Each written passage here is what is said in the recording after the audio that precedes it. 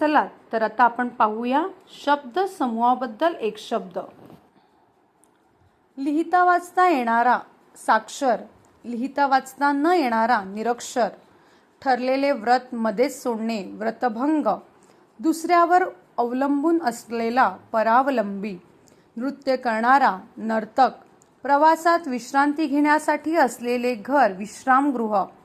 साखर घालून केलेला भात साखर भात, पायात चप्पल न घालणारा अनवाणी,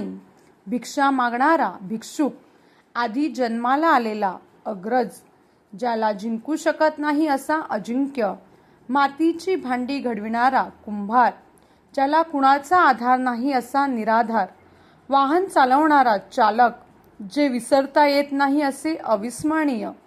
समाजाची सेवा करणारा समाजसेवक, केलेले उपकार न जाणणारा कृतज्ञ,